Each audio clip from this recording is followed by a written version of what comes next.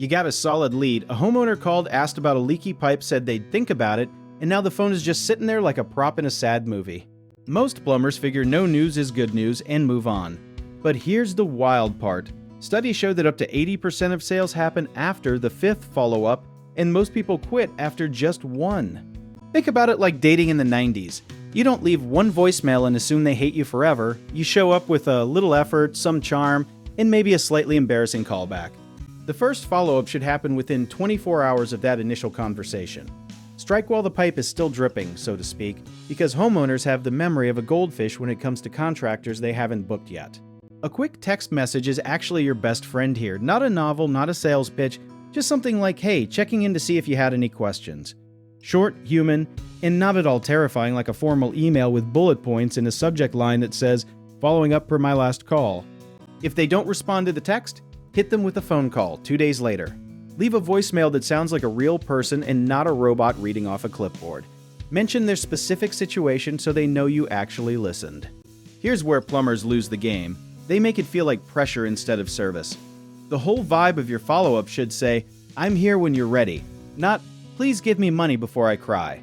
After day 5 or so, send something genuinely useful. A quick tip about what happens if that type of leak goes unaddressed, or a heads up that cold weather is coming and pipes in older homes tend to surprise people in February. Now you're not just a plumber, you're the plumber who actually cares. Space your follow-ups out so you're not blowing up their phone like an anxious ex. A good rhythm is day 1, day 3, day 7, and then once every 2 weeks after that if the job is a big one worth chasing.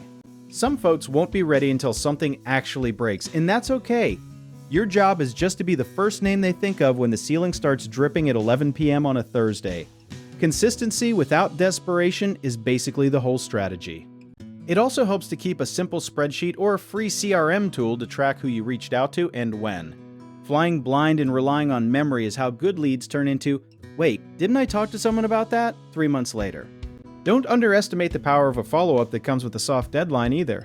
Something like, we have an opening next Tuesday if you want to get ahead of the issue before the weekend, creates urgency without feeling like a Black Friday countdown timer.